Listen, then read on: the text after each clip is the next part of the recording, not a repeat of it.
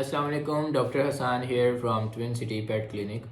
अच्छा, आजकल alarming situation जो है वो डेवलप हो चुकी है। मेरे पास पिछले चंद एक दिनों में कुछ स्पेसिफिक यंगर किटन्स जो हैं वो प्रेजेंट हुए हैं, और इनमें से कुछ ऐसे भी थे जो बहुत ज़्यादा क्रिटिकल कंडीशन में आए हैं, जिनको मैनेज करना बहुत ज़्यादा मुश्किल हो रहा था। और जो कॉमन साइंस एंड सिम्टम्स सामने आए हैं, वो जो क्रिटिकल कंडीशन में प्रेजेंट हुए हैं किटन, उनमें जो है लॉस ऑफ रिफ्लेक्सेस बिल्कुल भी नहीं थे, अनकॉन्शियस कंडीशन में बेचारे प्रेजेंट हुए। और मस्कुलर स्टिफनेस भी कुछ किटन्स में देखने में आई, कुछ में निमोनिया भी था।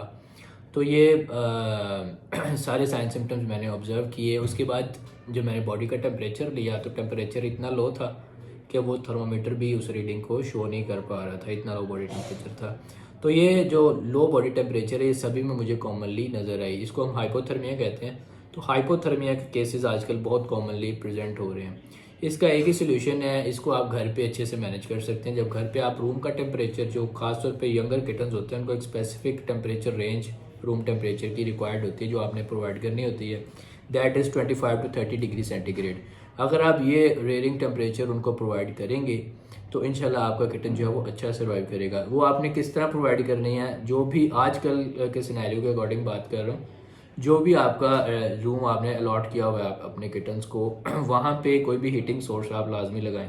इन्वर्टर भी लगा सकते हैं, गैस हीटर भी लगा सकते हैं। गैस हीटर अगर आपने लगाना है तो उसको आप हाइट पे रखिएगा, ताकि किटन जो है बिल्कुल उसके सामने जाके ना बैठे। ठीक है।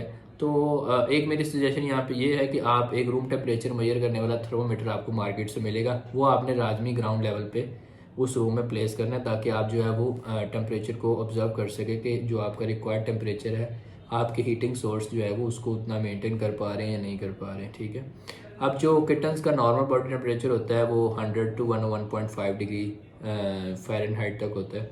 अगर इससे बॉडी टेम्परेचर लो पे जाएगा तो दैट इज़ हाइपोथर्मिया।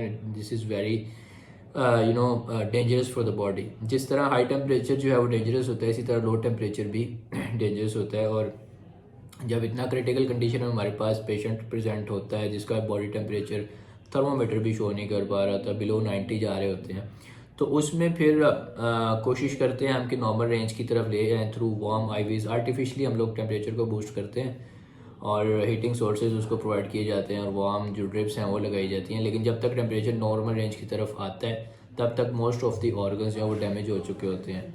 ठीक है। तो इसलिए बेहतर यही है कि आप उनको अच्छे से घर पे मैनेज करें, और विंटर सीज़न में ख़ास तौर पे आपको एक्स्ट्रा केयर इनको प्रोवाइड करनी पड़ती है।